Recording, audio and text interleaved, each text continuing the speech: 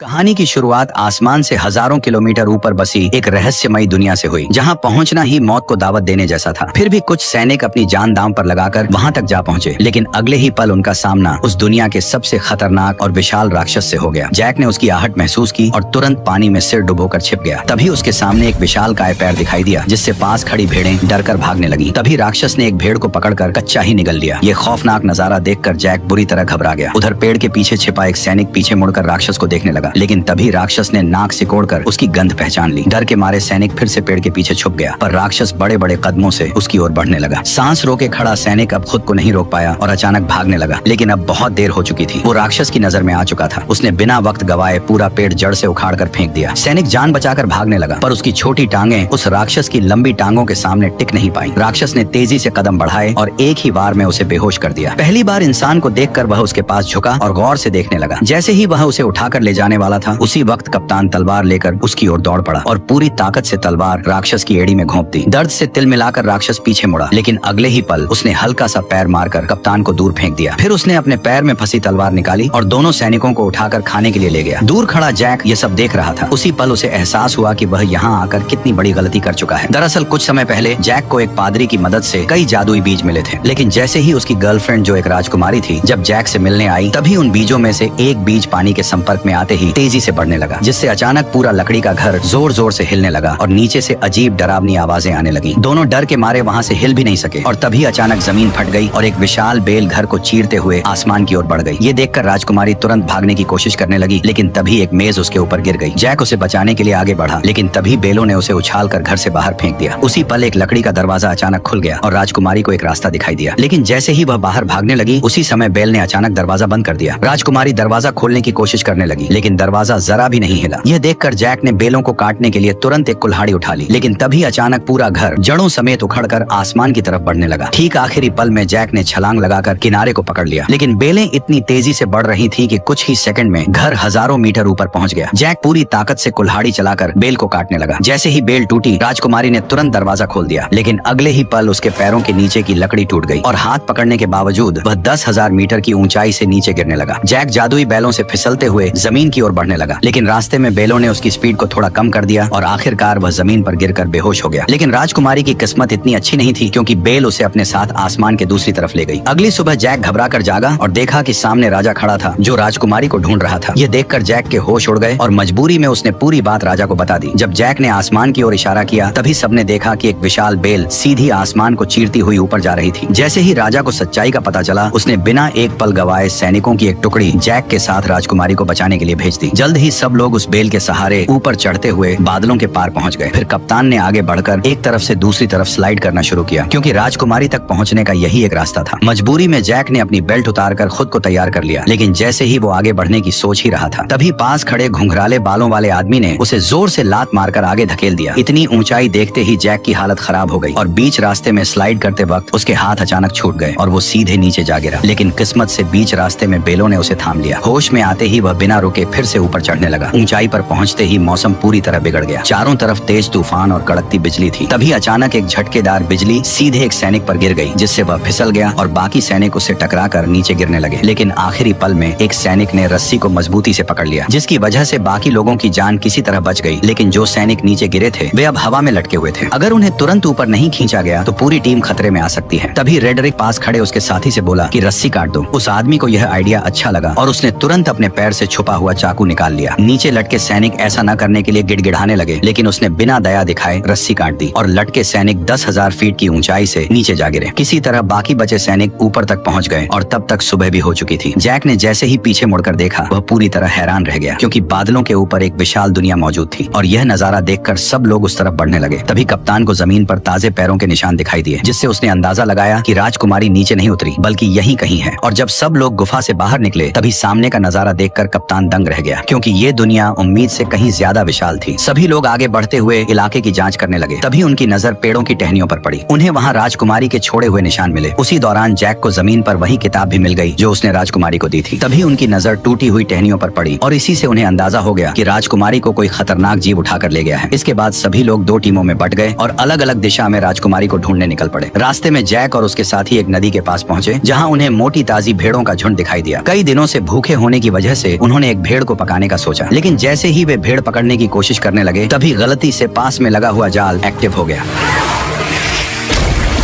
Jack ने तुरंत अपना चाकू निकाला और पूरी ताकत से जाल काटने लगा। उधर कप्तान भी रस्सी काटने की कोशिश कर रहा था, लेकिन तभी उसकी नजर एक अजीब चीज पर पड़ी। पास के सारे कौवे अचानक घबरा कर उड़ गए और सारी भेड़ें भी एक साथ दूसरी दिशा में भागने लगी। कप्तान को कुछ शक हुआ, पर वो फिर भी रस्सी काटता रहा और जैसे तैसे वे दोनों जाल से निकल आए। लेकिन तभी जंगल से डरावनी आवाज गूंज उठी और उसी पल एक विशालकाय दानव उनके सामने आया और दोनों सैनिकों को पकड़कर अपने साथ ले गया। जैक चुपचाप दानव के पीछे पीछे चलने लगा ताकि सही मौका मिलते ही वो साथियों के साथ राजकुमारी को भी बचा सके। दूसरी तरफ रेडरिक दोनों सैनिकों के साथ एक चट्टान के किनारे पर पहुंच गया। गंजे आदमी को लगा कि इस तरह ढूंढते रहना बेकार है और वह कोई दूसरा रास्ता खोजने के लिए आगे बढ़ने लगा। लेकिन तभी रेडरिक ने अपनी चाल चल दी। अरे देखो, वो रही इज़ाबेल। जैसे ही गंजा आदमी वापस मुड़कर चट्टान के पास आया, तभी रेडरिक ने मौके का फायदा उठाकर उसे सीधे गहरी खाई में धक्का दे दिया। यह देखकर रेडरिक का दोस्त जोर जोर से हंसने लगा। तभी एक विशाल हाथ ने अचानक उसे पकड़ लिया।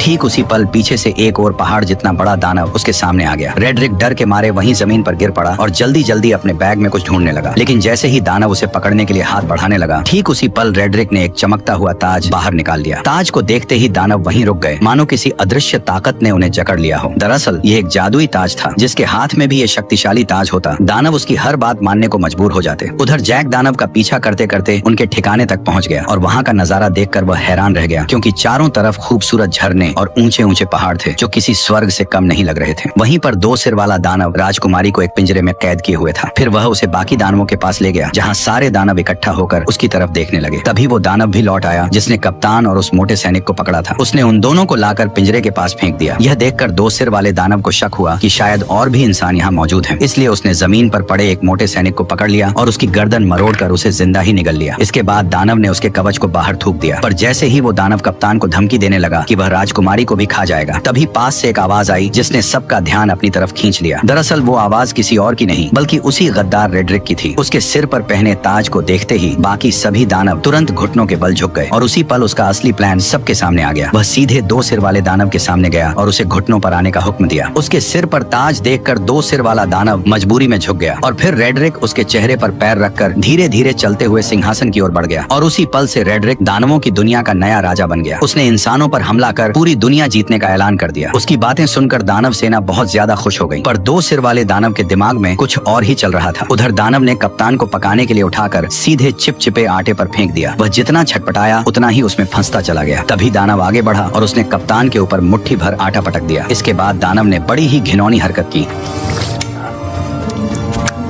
दानव ने कप्तान को मोड़कर एक तरफ रख दिया। तैयारी के बाद केवल सब्जियां डालना बाकी था। जैसे ही वह सब्जियां लेने गया, उसी समय जैक चुपके से वहां आ पहुंचा। जैक को देखकर राजकुमारी बेहद खुश हो गई, लेकिन उसने तुरंत उसे इशारे से चुप रहने को कहा। उधर दानव अब भी उलझा हुआ था और इसी बीच जैक धीरे धीरे राजकुमारी के पास पहुंच गया। उसने पिंजरे का लॉक खोलने की कोशिश की, लेकिन यह उसके बस की बात नहीं थी। तब राजकुमारी ने उसे पहले कप्तान को बचाने के लिए कहा, जिसे दानव ने सुअरों के साथ लाइन में रखा था। जैक तुरंत उसके पास पहुंचा और चाकू निकालकर उसे उस चिपचिपे आटे से अलग करने लगा। उसी समय दानव मसाला लेकर वापस आने लगा। ये देखकर जैक ने जल्दी से चाकू कप्तान को पकड़ा दिया और खुद छिप गया। खुशकिस्मती से दानव को कुछ भी शक नहीं हुआ। उसने कुछ नुकीली लकड़ियां उठाई और कप्तान की आंखों के सामने पास पड़ी सुअर में घुसा दी। जो सुअर अभी तक चिल्ला रही थी वह तुरंत शांत हो गई। अब अगला नंबर कप्तान का था। दानव ने बिना दया दिखाए वार किया, लेकिन वह थोड़ा सा चूक गया, वरना कप्तान की आने वाली पीढ़ी का नामो निशान मिट जाता। ये देखकर कप्तान डर के मारे बेहोश हो गया। फिर दानव ने उन सभी को उठाकर पास जल रहे भट्ठे में रख दिया। अब उन्हें बचाने वाला एकमात्र जैक ही था। इस समय जैक लोहे की रिंग के ऊपर पहुंच चुका था और दानव को उसकी भनक तक नहीं थी। तभी दानव ने एक तेज धार वाला चाकू उठाया और सीधे राजकुमारी की ओर बढ़ गया। उसने बिना देर किए हाथ अंदर डालकर राजकुमारी को बाहर निकाल लिया और टेबल पर रखकर उसे काटने की तैयारी करने लगा। लेकिन तभी जैक ने चुपके से पास रखा एक भारी चाकू उठा लिया। बेखबर दानव राजकुमारी पर वार करने ही वाला था। तभी जैक ने छुरी सीधी उसकी रीढ़ में घोंप दी। दर्द से दानव जोर जोर से चिल्लाने लगा, लेकिन जैक छुरी को मजबूती से पकड़े रहा। तभी दानव बेकाबू होकर दीवार से जा टकराया और वहीं मारा गया। यह देखकर राजकुमारी और कप्तान दोनों हैरान रह गए। इसके बाद वे तीनों तुरंत उस जादुई बेल के पास पहुंच गए, लेकिन वहाँ पहले से ही एक दानव पहरा दे रहा था, जिसे रेडरिक ने भेजा था। तभी जैक के दिमाग में एक अजीब आइडिया आया। वो एक मधुमक्खियों का छत्ता लेकर कप्तान के साथ धीरे धीरे उस दानव के पास पहुंच गया। फिर कप्तान ने दानव का हेलमेट उठाया और जैक ने छत्ता उसके अंदर पटक दिया। दानव अभी भी बेफिक्र सो रहा था और उसे जरा भी अंदाजा नहीं था कि उसके साथ क्या होने वाला है। जैसे ही जैक ने छत्ता अंदर रखा, तभी कप्तान ने तुरंत हेलमेट बंद कर दिया और फिर दोनों तेजी से वहाँ से भागकर पास की चट्टान के पीछे छिप गए और इंतजार करने लगे। कुछ ही देर में दानव मधुमक्खियों के डंक से तड़प कर उठ खड़ा हुआ और दर्द से छटपटाते हुए अपने शरीर को झटकने तड़पने लगा, लेकिन जितना ज्यादा वह तड़प रहा था, मधुमक्खियां उतनी ही ज्यादा उस पर हमला कर रही थी। घबराकर दानव वहां से भागने लगा, लेकिन फिसलकर पत्थरों से टकरा गया और फिर वह लुढ़कता हुआ चट्टान के किनारे तक पहुंच गया। ऐसा लग रहा था कि अब वह गिरने ही वाला है। तभी अचानक उसने अपना हेलमेट उतार दिया। यह देखकर तीनों एक पल के लिए चौंक गए, लेकिन तभी एक मधुमक्खी सीधे उसकी तरफ उड़ती हुई आई और अगले ही पल उसने दानव को जोर से डंक मार दिया, जिससे वह कंट्रोल खो बैठा और सीधे नीचे जा गिरा। यह देखकर तीनों लोग खुशी से झूम उठे। उन्हें यकीन नहीं हो रहा था कि उन्होंने इतनी आसानी से इतने बड़े दानव को हरा दिया। इसके बाद तीनों ने तुरंत वहां से निकलने का फैसला किया, लेकिन अचानक कप्तान रुक गया। उसने बताया कि उसे रेड्रिक से ताज छीनने के लिए यही रुकना पड़ेगा, इसलिए जैक उसे चाकू थमाकर राजकुमारी के साथ नीचे उतरने लगा। उसी समय दानव बैलों से टकराते हुए आखिरकार नीचे आ गिरा। तेज आवाज सुनकर राजा तुरंत अपने टेंट से बाहर आया और इस खतरनाक दानव को देखकर घबरा गया। अचानक गांव के लोग भी वहां इकट्ठा हो गए। तभी राजा ने ना चाहते हुए प्रजा की भलाई और दानवों को यहाँ आने से रोकने के लिए एक बड़ा फैसला लिया। उसने तुरंत जनरल को बेल काट डालने का आदेश दे दिया। सैनिकों ने विशाल लोहे की कीलें उस बड़ी बेल में ठोक दी, फिर उन पर मजबूत हुक लगा दिए और कुछ बैलों और घोड़ों की मदद से उसे खींचना शुरू कर दिया। धीरे धीरे वह विशाल बेल जड़ों समेत हिलने लगी, लेकिन इससे पास खड़े सैनिक अचानक खतरे में आ गए। तभी अचानक बीच वाली मोटी बेल भी टूटने लगी। ऊपर खड़े सैनिक नीचे गिरने लगे, जिससे चारों तरफ अफरा तफरी मच गई। उधर जैक और राजकुमारी बेल के सहारे नीचे उतर रहे थे, लेकिन जैसे ही उन्होंने नीचे नजर डाली तो वे डर के मारे घबरा गए, क्योंकि बेल बेकाबू हो चुकी थी और किसी भी पल गिर सकती थी। उसी समय जैक ने मौका देखकर राजकुमारी को कसकर पकड़ा और तेजी से एक लटकती डाल को थाम लिया। दोनों हवा में झूलते हुए तेजी से नीचे की ओर बढ़ने लगे। आखिरकार जब वे नीचे गिरे तो घास के ढेर ने उनकी रफ्तार कम कर दी और इस तरह दोनों सही सलामत जमीन पर पहुंच गए। ठीक उसी पल रेड्रिक ने सभी दानवों को इकट्ठा कर इंसानों पर हमला करने की तैयारी की। तभी दो सिर वाले दानव को इंसान का आभास हुआ, जिससे कप्तान छिप गया। तभी रेड्रिक ने आगे बढ़ते हुए बैल उगाने वाले जादुई बीज निकाले, लेकिन तभी अचानक कप्तान उस पर टूट पड़ा, जिससे जादुई बीज चट्टान पर ही छूट गए और रेड्रिक सीधे नीचे गड्ढे में जा गिरा। रेड्रिक डर के मारे दानवों को पुकारने लगा, जबकि कप्तान उसके सामने लड़ने के लिए तैयार खड़ा हो गया। तभी दो सिर वाले दानव ने बाकी दानवों को उसे बाहर निकालने का आदेश दिया। दानव चट्टानों को तोड़ने लगे और नीचे कप्तान और रेड्रिक के बीच लड़ाई शुरू हो गई। रेड्रिक ने अपनी लंबी तलवार के सहारे कप्तान को गिरा दिया और उसका हथियार दूर जा गिरा। इसके बाद उसने मौका पाकर लगातार हमले शुरू कर दिए, लेकिन कप्तान ने किसी तरह उसका वार रोक लिया और दोनों के बीच ताकत की लड़ाई शुरू हो गई। जल्द ही कप्तान कमजोर पड़ने लगा और रेड्रिक ने उसे पानी में डुबो दिया। तभी अचानक उसकी नजर उस चाकू पर पड़ी जो उसकी तरफ बहकर आ रहा था। कप्तान ने सही मौके पर उसे दांतों से पकड़ लिया और तुरंत रेड्रिक के चेहरे पर वार कर दिया। अचानक हुए हमले से रेड्रिक का गुस्सा फूट पड़ा। उसने अपने हथियार के दम पर कप्तान को पीछे धकेल दिया। कप्तान मजबूर होकर पीछे हटता गया और आखिरकार किनारे तक पहुंच गया। तभी रेड्रिक ने उसे एक जोरदार लात मारकर नीचे गिरा दिया, लेकिन कप्तान ने किसी तरह चट्टानों को पकड़ लिया। रेड्रिक तलवार को उसके हाथों में चुभोने लगा ताकि वह खुद नीचे गिर जाए, लेकिन उसने कप्तान की ताकत को कम आंका था। जैसे ही वह फिर से हमला करने लगा, कप्तान ने उसी के हथियार को पकड़कर उसी की टांग में घोंप दिया। दर्द से रेड्रिक जोर जोर से चिल्लाने लगा और इसी मौके का फायदा उठाकर कप्तान ने तलवार रेड्रिक के पेट में घोंप दी। अचानक हुए हमले की वजह से रेड्रिक ने वहीं दम तोड़ दिया। उसके मरते ही ताज की जादुई ताकत भी खत्म हो गई। कप्तान किसी तरह ऊपर चढ़ आया और ताज वापस लेने के लिए आगे बढ़ा, लेकिन तभी ऊपर की गुफा टूट गई और दो सिर वाला दानव उससे पहले ही ताज उठा ले गया। उसने ताज अपनी उंगली में पहन लिया और खुद को नया राजा घोषित कर दिया। ताज पहनते ही उसकी ताकत फिर से लौट आई। यह देखकर बाकी दानवों ने भी अपने घुटने टेक दिए। तभी कप्तान ने देखा कि धरती पर लौटती हुई वह एकमात्र बेल अब कभी भी टूटकर नीचे गिर सकती है, इसलिए उसने बिना देर किए सीधे बेल पर छलांग लगा दी। बेल तेजी से किले की ओर बढ़ने लगी। कप्तान ने सही समय का फायदा उठाया और छलांग लगाकर सीधे पानी में कूद गया। दो सिर वाले दानव ने जब देखा कि इंसानों की दुनिया तक जाने का रास्ता टूट चुका है तो वह गुस्से से गरज उठा। तभी अचानक छोटे सिर ने जमीन पर पड़े उस थैले की ओर इशारा किया जिसमें जादुई बीज भरे हुए थे। दो सिर वाले दानव ने उसे उठाया और अपने हाथ में खोल लिया। उसमें कुल 4 जादुई बीज थे। यह देखकर वह खुशी से झूम उठा। उसने तुरंत एक फूंक मारकर उन बीजों को पानी में फेंक दिया। जैसे ही बीज पानी से टकराए वे तुरंत उगने लगे और अगले ही पल जमीन को चीरती हुई 4 विशाल बेलें बाहर निकल आई। इसके बाद दो सिर वाले दानव ने जोर से आदेश दिया और सभी दानव उस बेल पर चढ़कर इंसानों की दुनिया की ओर बढ़ने लगे। आखिरी पल में दो सिर वाला दानव भी छलांग लगाकर नीचे कूद पड़ा। वो बेलों के जरिए फिसलते हुए जमीन की ओर बढ़ने लगा। उसी समय जैक घोड़े को पानी पिला रहा था। तभी अचानक उसकी नजर आसमान की ओर गई। उसने देखा कि सभी दानव तेजी से नीचे की ओर बढ़ रहे हैं। बिना एक पल गवाए वह घोड़े पर सवार होकर राजा को चेतावनी देने निकल पड़ा। उधर राजा की सेना आराम से किले की ओर बढ़ रही थी। तभी जैक की नजर सेना पर पड़ गई। वो जोर जोर से चिल्लाने लगा कि दानव आ रहे हैं, लेकिन राजा को अब भी कुछ समझ नहीं आया। तभी पीछे के जंगल से अचानक कई दानव निकल आए और जहाँ जहाँ वे जा रहे थे वहाँ सब कुछ तहस नहस कर रहे थे। कोई भी उन्हें रोक नहीं पा रहा था। जल्द ही दानव सेना पास आ गई और उन्होंने एक सैनिक को पकड़कर जिंदा निगल लिया। घोड़े पर सवार लोग भी उनकी रफ्तार से नहीं बच पाए। इस वक्त इंसान उनके सामने बिल्कुल बेबस थे। तभी एक गोल चेहरे वाले दानव ने पास की पवन चक्की का पंखा तोड़कर राजकुमारी की तरफ फेंक दिया, जो जमीन पर गिरते ही सब कुछ चकनाचूर कर गया और राजा का ताज भी गिर पड़ा। उधर किले पर तैनात सैनिकों ने राजा की सेना को आते देखा और उन्होंने तुरंत अंदर युद्ध की तैयारी की खबर भेज दी। कप्तान ने तुरंत सभी सैनिकों की मदद से खाई में तेल डलवा दिया ताकि दुश्मनों को रोका जा सके। जैसे ही राजा की सेना किले के पास पहुंची, उसने तीर चलाने का आदेश दे दिया और देखते ही देखते सैकड़ों जलते हुए तीर दुश्मनों की ओर छोड़ दिए गए। जैसे ही ये तीर तेल से टकराए, चारों तरफ आग भड़क उठी और इसी बीच राजा की सेना सुरक्षित किले के अंदर पहुंच गई। राजकुमारी को सही सलामत देखकर कप्तान ने तुरंत किले के दरवाजे बंद करने का आदेश दिया, लेकिन उसी समय जैक अभी भी बाहर था और दानव उसके पीछे पड़े हुए थे। जैसे ही किले का दरवाजा बंद होने लगा, तभी जैक घबरा गया, लेकिन आखिरी पल में वह अपने घोड़े के साथ छलांग लगाकर अंदर घुस आया। हालांकि उसके पीछे पीछे 2 सिर वाला दानव भी दरवाजे पर चढ़ आया, लेकिन तभी कप्तान ने उस पर हमला बोल दिया और वह सीधे आग की जलती लपटों में जा गिरा।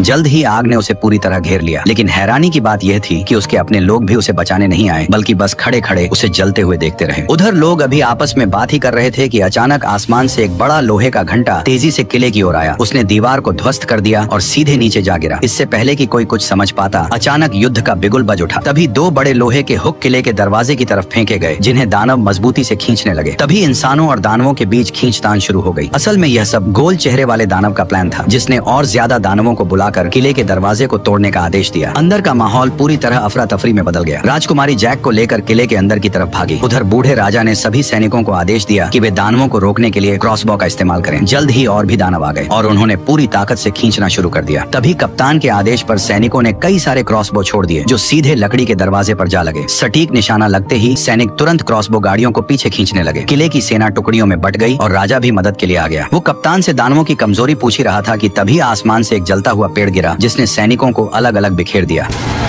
अगले ही पल कई सारे जलते हुए पेड़ सैनिकों के ऊपर गिरने लगे, जिससे उनकी पकड़ ढीली होने लगी। ऐसा लग रहा था जैसे दरवाजा जल्द ही टूट जाएगा। तभी राजकुमारी जैक को लेकर किले के अंदर पहुंची, लेकिन अचानक एक भारी दहाड़ और जमीन में उठती दरारों ने उनका ध्यान खींच लिया। डर के मारे दोनों पीछे हट गए और कुछ पत्थर ऊपर की ओर उड़ने लगे। नीचे से अचानक 2 विशाल हाथ बाहर निकले। ये वही 2 सिर वाला दानव था जो पहले आग में गिरने के बावजूद बच गया था, क्योंकि पानी के नीचे होने की वजह से आग उसका कुछ नहीं बिगाड़ पाई और वह सीवर के रास्ते से चुपचाप किले के अंदर तक घुस आया। अचानक उसे राजकुमारी की शाही गंध महसूस हुई। जैक ने डरते हुए कंबल खोला और देखा कि दानव की अभी तक उन पर नजर नहीं पड़ी है, लेकिन तभी गुस्से में दानव ने पास रखा शीशा तोड़ दिया। घबराहट में कंबल में छिपे दोनों लोग कांपने लगे, लेकिन दानव ने सीधे ऊपर से उन्हें देख लिया। जैक पूरी ताकत लगाकर तुरंत राजकुमारी को पकड़कर भागा, लेकिन दानव लगातार उनका पीछा करने लगा। कोई रास्ता न होने की वजह से दोनों मजबूरी में दूसरी मंजिल की ओर भागे। वे कदमों को रोकने की हिम्मत भी नहीं कर रहे थे, लेकिन अचानक एक हाथ साइड से बाहर निकला और राजकुमारी को पकड़ लिया। जैक ने पास में रखी कुल्हाड़ी उठाई और बिना देर किए सीधे उस पर हमला कर दिया, लेकिन दानव ने दूसरे हाथ से उसे पकड़ लिया। छोटा सिर जैक का मजाक उड़ाने लगा। तभी जैक ने गुस्से में सीधे कुल्हाड़ी मारकर उसका हेलमेट तोड़ दिया। गुस्से में दानव ने अपना बड़ा मुंह खोल लिया। तभी जैक ने लॉकेट में छिपा हुआ जादुई बीज निकाला और सीधे उसके मुंह में फेंक दिया। जादुई बीज सीधे उसके पेट में चला गया, जिससे 2 सिर वाले दानव को अचानक कुछ गड़बड़ महसूस हुई और उसने तुरंत दोनों को जमीन पर पटक दिया। तभी अचानक एक बेल उसके शरीर से बाहर आई और दोनों डर के मारे पीछे हट गए। अचानक कई सारी बेलें पूरी रफ्तार से उसके शरीर को चीरते हुए बाहर निकल आई, जिससे हॉल पूरी तरह से तबाह हो गया। अचानक राजा का मुकुट पहना हुआ हाथ भी जैक के पास गिर गया। उधर बाहरी सैनिक अभी भी दानवों को रोकने में लगे हुए थे, लेकिन गोल मुंह वाले दानव की एक आवाज पर सभी दानव धीरे धीरे पीछे बढ़े और सैनिकों को एक एक कर गिराते चले गए। किले का दरवाजा धीरे धीरे खुल गया। कप्तान ने तुरंत सैनिकों से लोहे का दरवाजा बंद करने को कहा। ठीक उसी पल गोल मुंह वाला दानव अपने साथियों के साथ धुंध से धीरे धीरे बाहर आया, लेकिन लोहे का दरवाजा उसे ज्यादा देर तक रोक नहीं पाया और उसने एक ही झटके में दरवाजे को तोड़ दिया। तभी वो दानव अपने साथियों के साथ किले के अंदर घुस गया। वहाँ खड़े टेस्टी टेस्टी सैनिकों को देखकर वे बेहद खुश हुए। दानव हमला करने ही वाले थे कि पीछे से अचानक आवाज आई और सभी दानवों का ध्यान उस आवाज पर चला गया। दानव ने भीड़ में ध्यान से देखा और अचानक उसने अपना हथियार छोड़ दिया। ये देखकर बाकी दानव भी हथियार छोड़कर सभी इंसानों के सामने घुटनों के बल बैठ गए। कप्तान यह नजारा देखकर चौंक गया। तभी अचानक जैक मुकुट लेकर आगे आया और उसने तुरंत सभी दानवों को वापस उनकी दुनिया में लौट जाने का हुक्म दे दिया।